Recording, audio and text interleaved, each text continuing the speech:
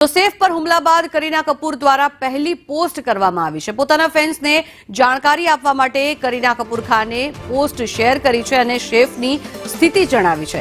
ત્યારે ફેન્સને અપીલ પણ કરી છે કે અમારા પરિવાર માટે આજનો જે દિવસ છે તે ખૂબ જ મુશ્કેલીભર્યો આ દિવસ છે। જે ઘટના બની છે તેને હજી સમજી રહ્યા છીએ। કોઈપણ પ્રકારની અફવાઓ ન ફેલાવવા માટે ખાસ કરીને કરીના દ્વારા પોતાની પોસ્ટમાં અપીલ પણ કરવામાં આવી। સાથે જ તેમણે કહ્યું કે જે સાચું નથી તેવી વાતોનું કવરેજ ન કરો। તેમની પોસ્ટ દ્વારા લોકોને ખાસ આ અપીલ પણ કરવામાં આવી છે।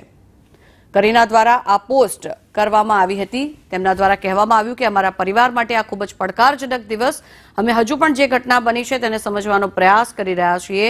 આઘાતમાં છીએ અને આ બધું કેવી રીતે થયું છે એ સમજવું મુશ્કેલ થઈ રહ્યું છે। જેથી કરીને મીડિયા અને પાપારાઝીઓને કોઈપણ પ્રકારની અફવાઓ ન ફેલાવવા માટે થઈને ખાસ અપીલ કરવામાં આવી રહી છે। સાથે જ લોકોને અપીલ પણ કરી છે કે આ બધી જે વાતો છે તે અમારા પરિવારની અંગત વાતો છે, તેને વધુ કવરેજ ન કરવામાં આવે।